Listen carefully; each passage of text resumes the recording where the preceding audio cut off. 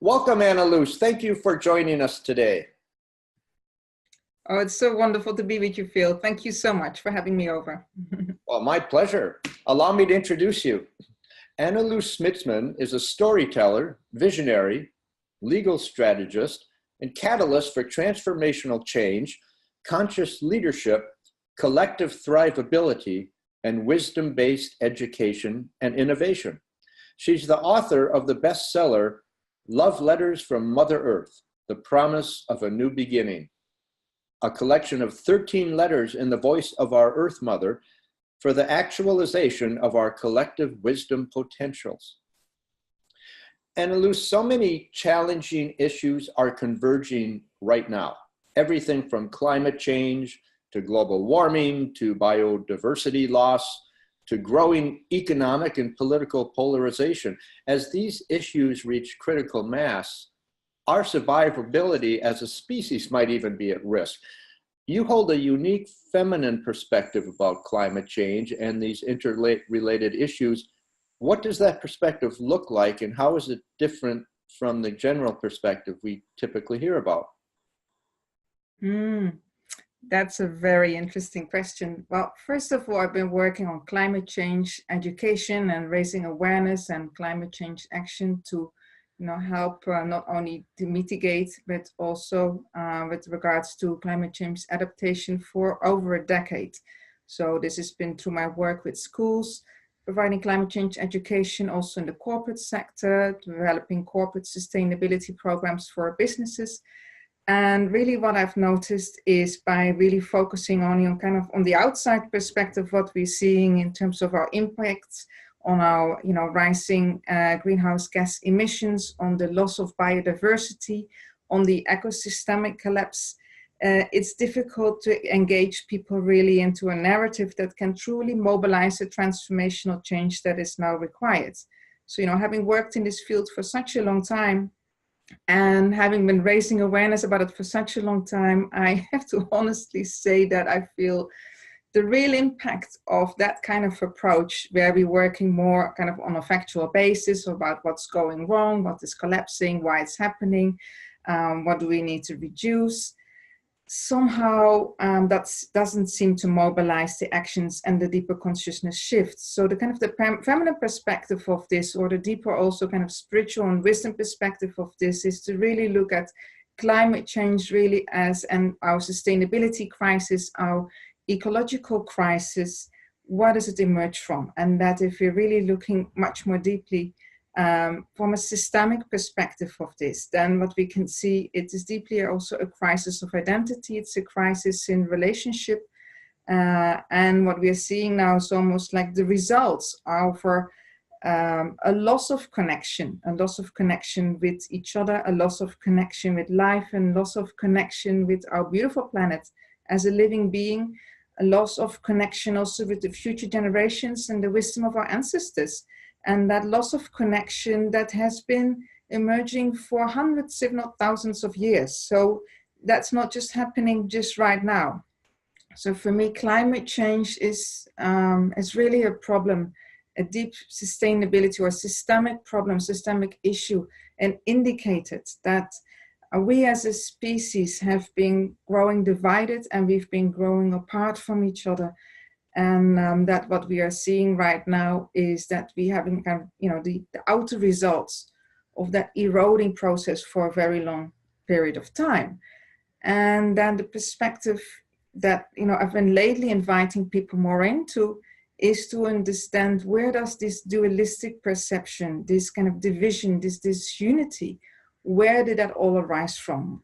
Really, what happened that we as a species ourselves, well, if we're looking at the indigenous wisdom communities, we can still see that they held that very dearly, that sense of unity and that sense of continuity over time, from the ancient wisdoms to where we are as the present generations, and then 7 generations ahead.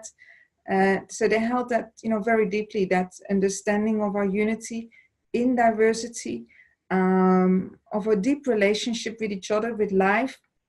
So what is it then that, for so many of the systems and societal models that we have developed today, that we have grown so divided, and that our incredible diversity as a humanity, instead of strengthening us like it would do, for example, in our natural ecosystems and in the forest. And so instead of that strengthening us and making us richer, we've grown more divided within that. So if we're tracing that back, then we can see that over time, also through the economic models and the political models that we've been developing, we have been overemphasizing certain abilities of our humanity at the cost of other abilities, such as a kind of disconnected rationality, and also kind of a dualism within ourselves and within our relationship with our environment and our relationship with each other over a long period of time. And we are now a little bit like this frog. When you put a frog in warm water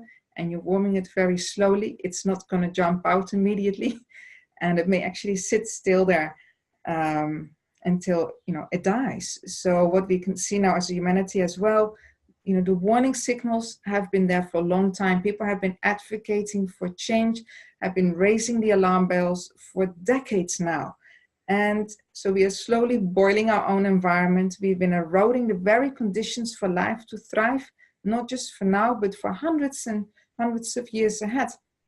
We know this, and yet still it's like in some ways we have been frozen to truly take the deep actions that are required and really come together and unify in a way that celebrates that diversity that we have and brings forth that innate wisdom. Now, from another way of looking at it from a feminine perspective of climate change is that what we're seeing with all these, and not just the climate change, also the social divisions and the ecosystemic collapse points, as you just said, you know, all these points coming together, that if we're looking at from a feminine perspective, and for me, a feminine perspective, what that means, that deep wisdom is also the wisdom of conscious dying, and it's the wisdom of birth and new growth. Because, you know, as a woman, we are so close, and we have that relationship with life so deeply also into our bodies. And so also in the deep mystical traditions, what we're seeing is that the feminine wisdom often holds that wisdom of the sacred darkness. It's the wisdom also of the mystery, and that allows us in times of crisis and in times of kind of not knowing to come to a place of that surrender to that sacred darkness, to seek answers and to seek solutions in very different ways than we have been doing now.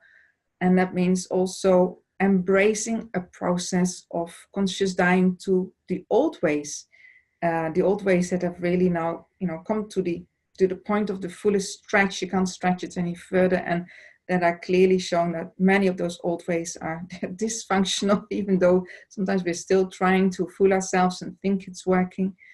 And that we can really then embrace that many of these old ways, we can't stretch it any further. They're not going to take us into the future. But if we want to really give birth and connect with the future possibilities, we can't enter into that from where we're standing now. We can't enter into that by holding on to all these different worldviews that we have developed. And we definitely cannot enter into that by keeping that old duality and that polarization alive. You know, it really requires that we are able to let go, allow what doesn't work, what we know also deeply doesn't work, to fall away.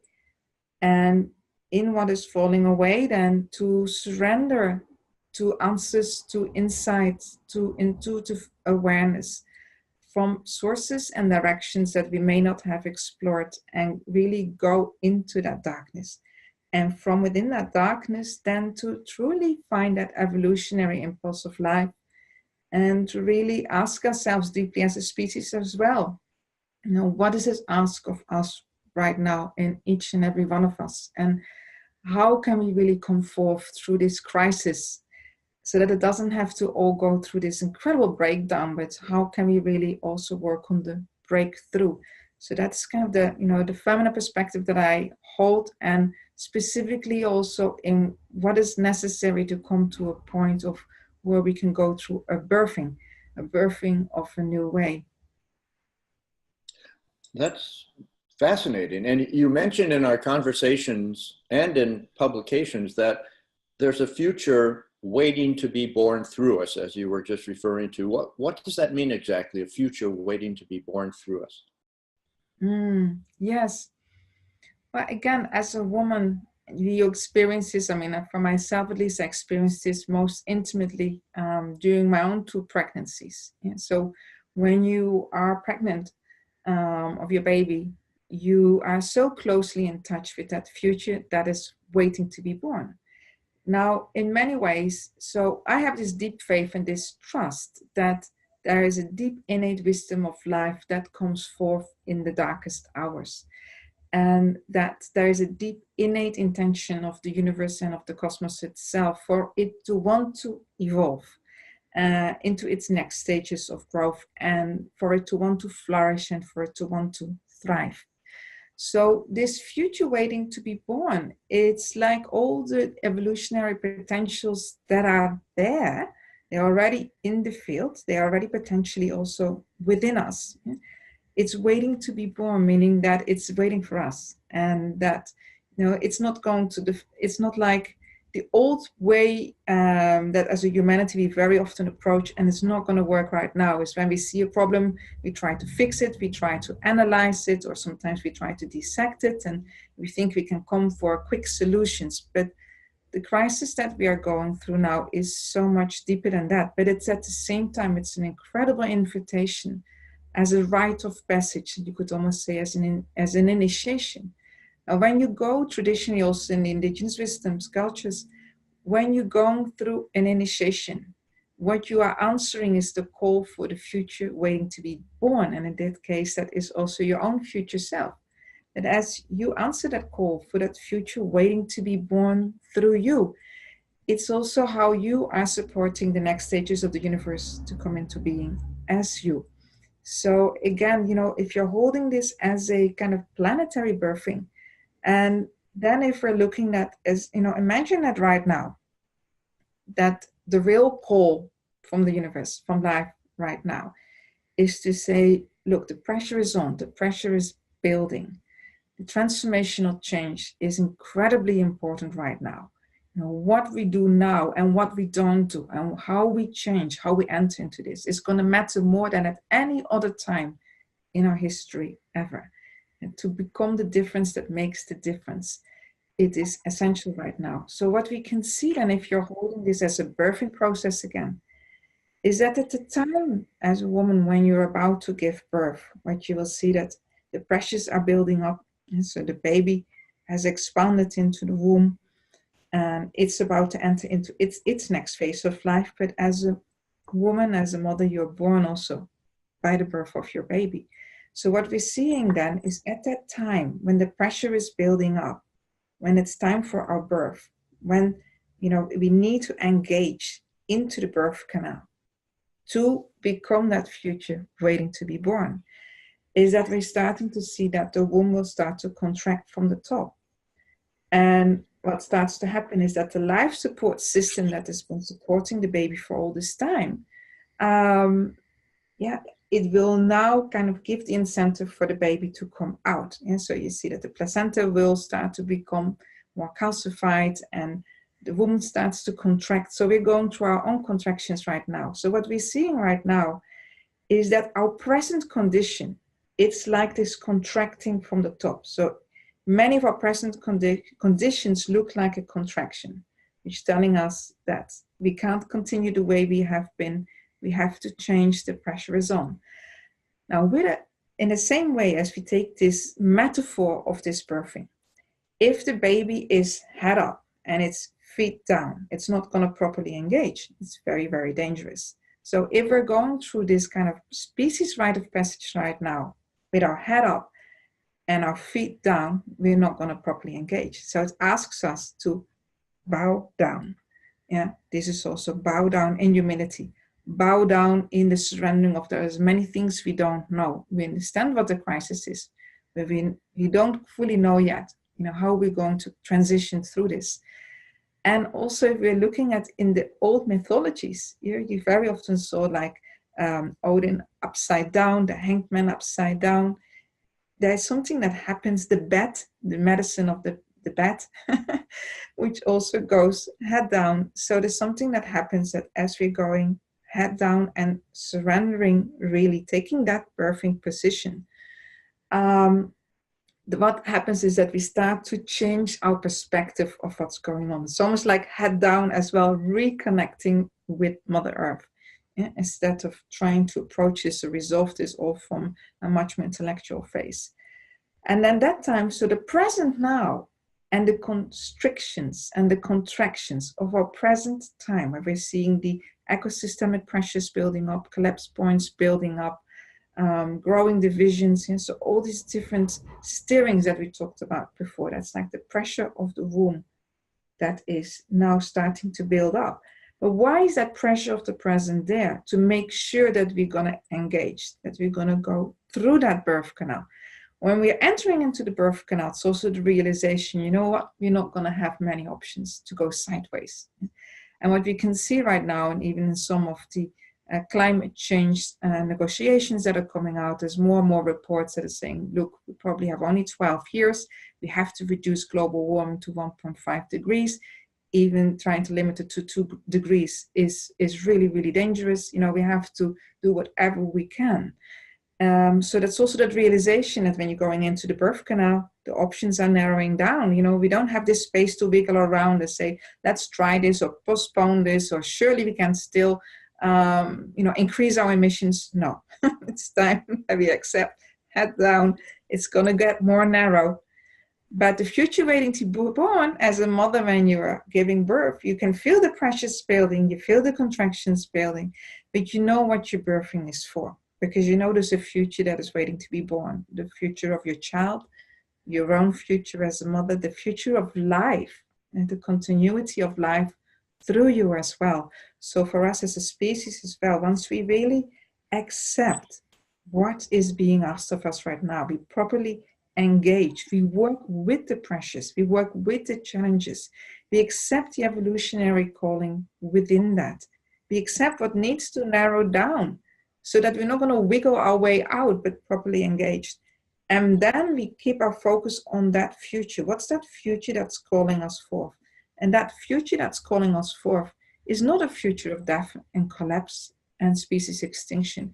It's a future of a deep consciousness shift, is a future waiting to be born, to really realize our unity, to come back into wholeness, to come, into that where we can truly become as a human being, what it really means, also from that deep love and from really working with the universal intelligence and the wisdom that is here for us.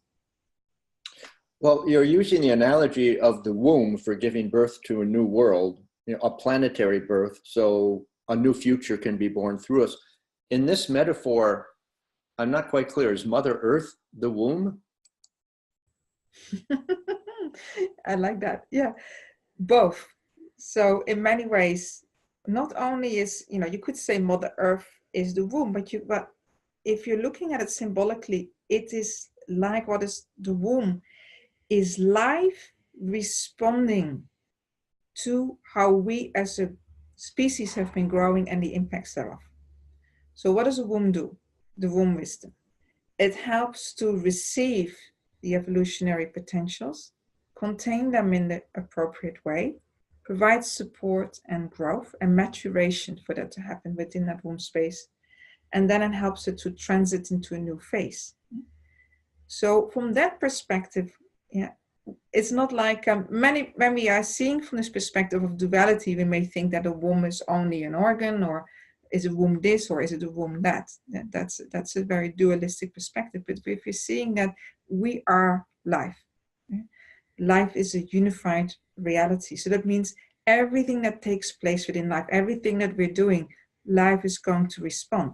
So in response to our own crisis, in response to also these relational breakdowns, it's like life is responding to us and providing, in this process of so much collapse and so much death, it's providing a womb space that you could almost visualize is happening right around you, so that we can all access that.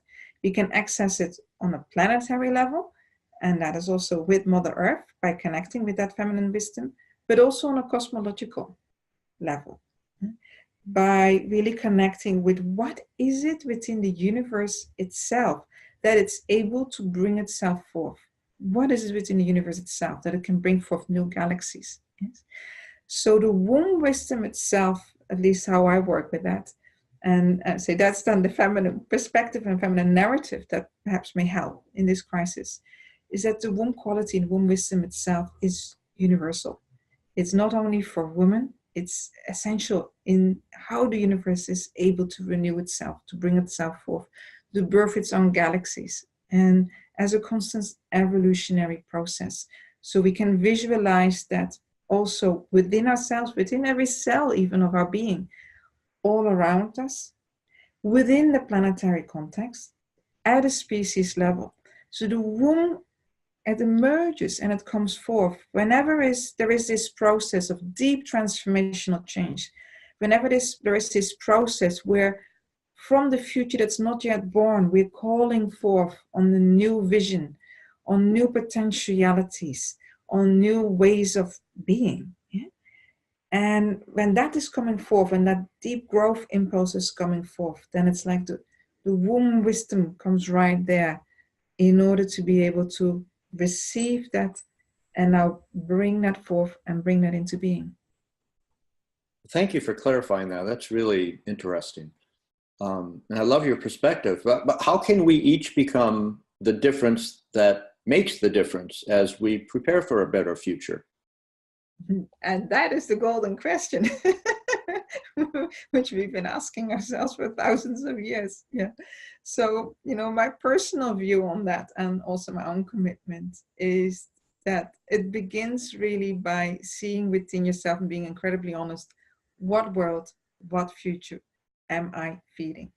So through my intentions, through my actions, through my interactions, by what I'm focusing on, what I'm giving energy to, am I feeding right now division? Am I feeding a unhealthy and polarized duality? Am I feeding disunity? Am I feeding more scarcity and fear? Or am I feeding and bringing forth this beautiful power of love, generosity, the conditions for life to thrive? Am I bringing forth and focusing on this future that's waiting to be born and my own evolutionary potentials within that? So to really make the difference, to become the difference that makes the difference, it's incredibly important that we, each of us, kind of restore that deep unity with life, with the source of all things, and with the evolutionary process of our universe as well. And that wherever that old duality, that these old divisions have been living within us, this is the first step to really do the inner work, is to, within our own whole self and our whole being, come back into our wholeness, into unity vision, and and dissolve that. I'd almost say all these worldviews and mental concepts, that have grown out of that lack of actualized unity that has always been there for us. So that's the first step. And then, of course, it's also in the practical application. So once we are very clear that, this is my commitment, I know what world I want to support here. I know what I'm here for, and I'm committed to really be that change, and to be the difference that makes a difference. Then it's also really looking at what are the practical actions that I can take, and what we know right now as well, when it comes to our ecological crisis and our climate change crisis, that we do need to reduce our greenhouse emissions. It's critical. We need to reforest our planet. We need to restore and really nurture the restorative capacity of our planetary systems. We need to focus on our planetary health. We need to think, 7 years, if not more, ahead in terms of the future generations. We really need to also look at right now, where are the impacts felt the hardest. For example, I'm phoning right now from a small island in the Indian Ocean. So, we are very, very vulnerable to the impacts of climate change. And, unfortunately, it's many of also the more vulnerable countries and developing countries and poorer countries that are hit the hardest in this process. So it's also doing what we can, each and every one of us, also in the concrete actions that we need to take to reduce our emissions, to reduce the impacts of the ecological footprint, to do what we can to restore our planetary systems, but to do this really from that deep love and that vision again of that future waiting to be born, rather than from fear. Because this is what I've noticed as we started this call, in all this work for climate change that I've been doing, is that very often when people are doing this from a place of fear, or they feel that many people right now also feel discouraged. They feel, well, how can my impact make any difference? And how can we even stop climate change? And what I hear a lot is that people feel it's already too late, And what I tell them then is, I don't know the impacts of my actions. I don't know fully the impacts of everything that I do.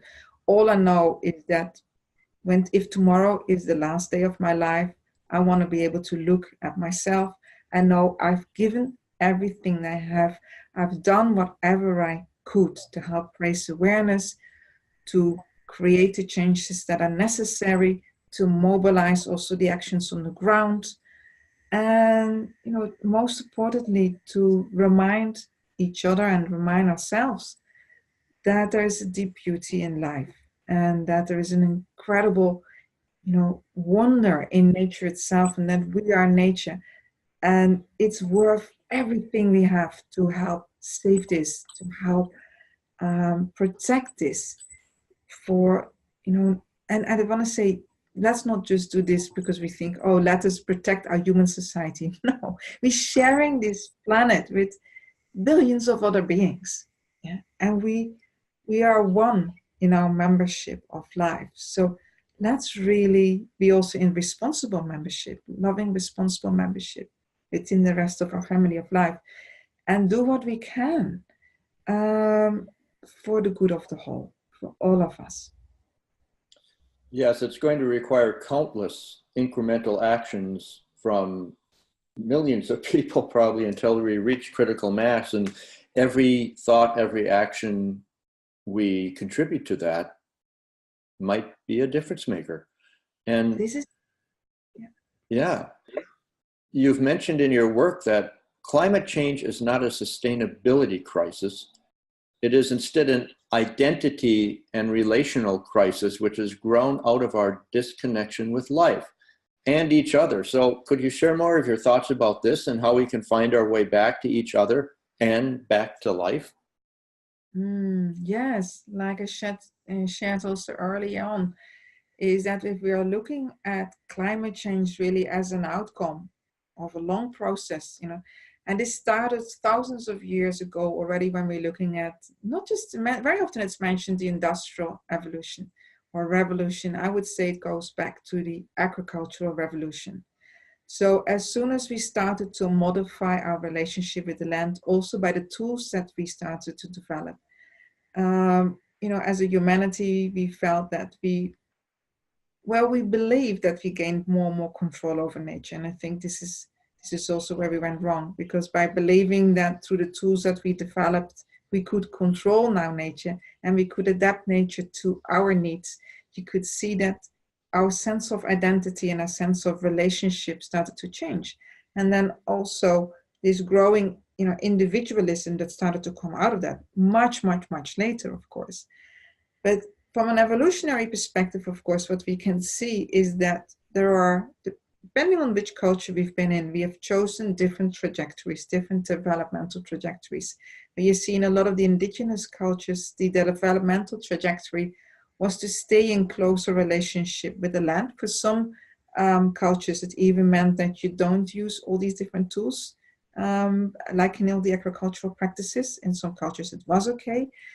So what we can see is there's been, as a humanity, we've had different choice points in terms of how are we now relating with nature. Do we see ourselves as an integral part of nature, or do we see ourselves as separate from nature? And what we could see is that the societal models that have become most dominant have also been developing through the very principle of dominance. So dominance over nature, and every time certain cultural groupings over other cultural groupings. and this model of competition. And so what we can see therefore is that there's been this eroding of our kind of foundational identity in our membership with life. But from an evolutionary perspective, we could, for example, also say, well, sometimes we don't get to appreciate what there really is. And we don't appreciate the full value of something until we almost destroy it and lose it. Now, I really hope that we don't have to learn it that way. That it doesn't take us this incredible crisis in order to wake up to the value of life and to the value of each other. But that's why I feel that this sustainability crisis isn't about a crisis of resources. It isn't about a crisis in terms of our energy production and fossil fuel production and emissions. These are all manifestations of a much deeper crisis, of a crisis of identity. And especially now, what does it mean for us now to be humans? I have 2 small children, and my son asked me recently, Mama, what does it mean that we are this species that is destroying our own habitats, and not just for ourselves, but for so many species with whom we share this planet? Who are we as a species that we are so destructive? So this is again this deeper crisis of identity. What does it mean right now? What does success mean? What does progress mean? And it comes back to, what do we value? What do we feel is important?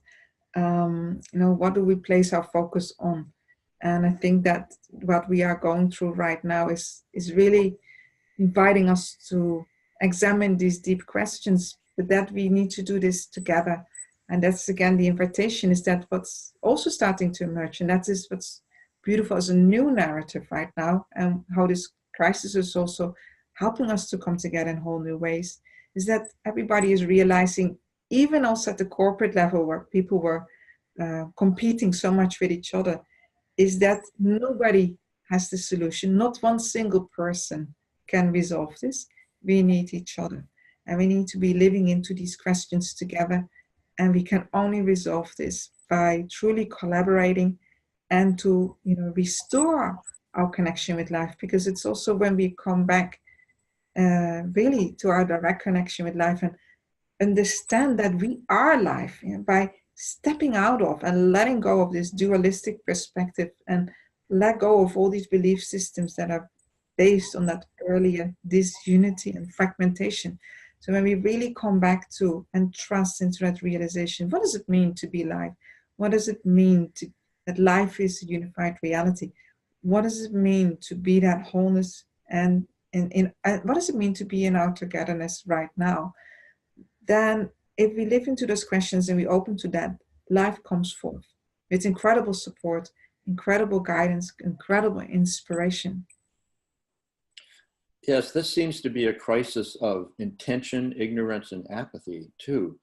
And in your book, Love Letters from Mother Earth, The Promise of a New Beginning, you talk about the 3 keys for actualizing our unity in order to come out of the paradigm of division and disunity. What are these 3 keys, and how realistic do you think it is that we'll actually be able to migrate to a new paradigm? Yeah, so let's start with the last part of your question, to migrate to a new paradigm. The word paradigm means pattern. Yeah. So what we are seeing is that if we want, so the deeper question is then, how do we bring forth a new patterning?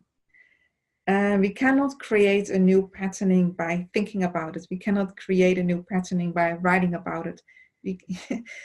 The patternings that we bring forward are based on how we stand in life, and they're based also on our worldviews, how we relate with ourselves, with each other, with life as a whole, and then what are the behaviors that are emerging based on that deeper relationship. So what we're seeing, for example, the pattern that connects, or the pattern that the forest brings forth, the pattern that the cloud brings forth, the pattern that the frog brings forth, the patterning that an ant brings forth, in how it takes care of its habitat. You can see that all of these patternings that are brought forth, there's a wonderful ecological feedback loop that is within that where you can see these conditions for life to thrive are constantly there. Now when we're looking at a human patterning, that very often what we're seeing is that we have this patterning of expanding to collapse. um, Instead of working with the diversity, we compete. So where the three keys of actualizing our unity come forth is the first key is really talking about we need to understand into the manifest world that we are right now. What is happening? How are we seeing this manifest world? And are we, all the different evolutionary potentialities that have been made manifest, are they able to converge into whole new ways? Or are they somehow getting stuck because there's still that destructive dualism that is there? Which brings us then to the second key. And the second key is by working with the principle of the Trinity or the triunity. And it's basically saying that whenever you have two principles, you need a third principle in which the two can converge. And that also by having the Trinity perspective, we understand that when two principles emerge, like say the feminine and the masculine principle, they both come from a common source. But if we are starting to see the two as if the two is the beginning point, so there's this dualism, and then we start to go into either or, it's this or it's that, or I need to favor this one at the cost of that one. Then what we start to get is again this divisional dynamics. Now when we're looking at many of our societal systems, including our political systems, have that duality inbuilt. If you're I'm gonna vote for this person, which means I'm against that person.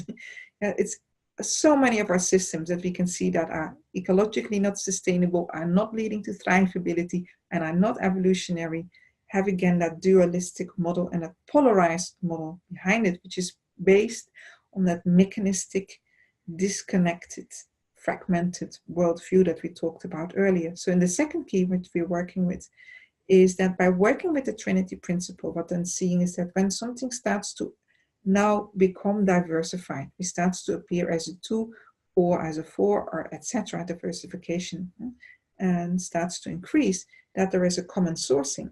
But it also the Trinity principle means that when there is a principle of two, if they're held as a two, then there is this tension.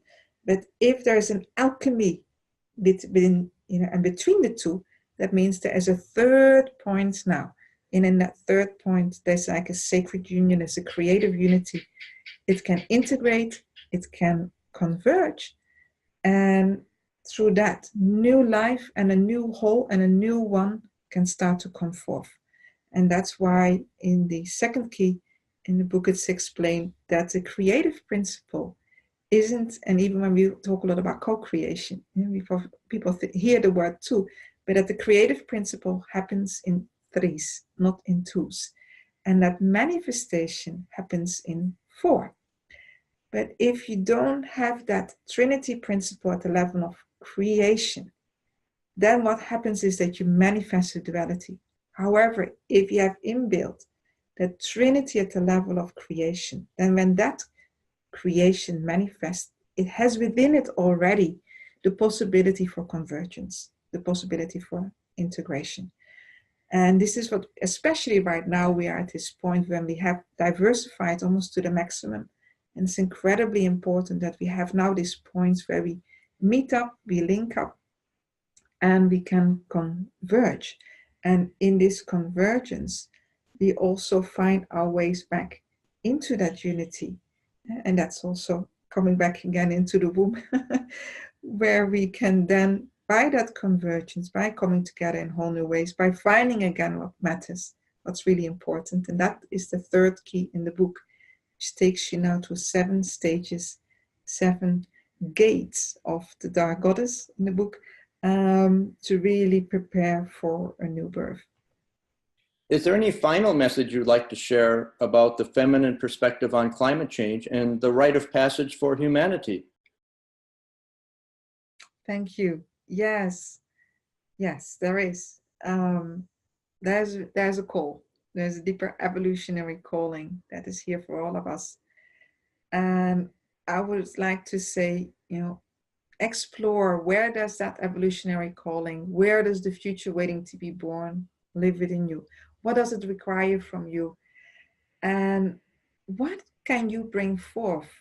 How can you show up to be the difference that makes the difference? And how can you bring forth these incredible resources of the future generations that are already within you? So in the feminine perspective, as a woman, we can feel very deeply that continuity with life. So it's, if you're really standing in that feminine perspective, that is united with the masculine perspective. I really want to, make that clear as well, that when I'm talking about the feminine perspective, doesn't mean that the masculine is not in there. It comes from a very, very deep union with the feminine and the masculine perspective. So in the feminine perspective right now, it's to find within yourself, to reach in so deeply and to reach out to each other so deeply, to embrace what is going on, to allow to fall away and to die. What cannot help us to go over the threshold, to surrender to that sacred darkness. That's the place of the unknown. And to be available to what wants to be born through us, and how we can become that change that is required. And what is it in you and in each other of these beautiful new evolutionary potentials, this new vision, this new narrative as well, of this opportunity for us, as we're going through the species rite of passage. Where does it live within you? How can you meet that? How can you be present to that? How can you nurture that? Like this little, new baby that is being born, and we are now, right now, we are the mother giving birth. We are the midwife supporting this transition. We are the baby being born. We're playing all of those roles at the same time. So to really be present to within yourself, where does this planetary birthing live within you? Where does this deep evolutionary transformational change live within you? And how also can you take the concrete actions right now that are necessary to help stop runaway climate change, to stop this ecosystem collapse, to restore our planetary health, to strengthen our biodiversity, but do that really from a place of very deep love and very deep care, because we are alive. Thank you so much for sharing your thoughts and your wisdom with us today, Anneloes, and thank you for the critically important work you're doing in the world. I hope and pray that your voice and all the many voices that are sounding the alarm about climate change are finally heard and acted upon. Thank you so much. This has been a wonderful conversation, Phil. And I hope so too. And I trust that we're going to rise. We're going to rise through this, and we will say yes to this. Yes.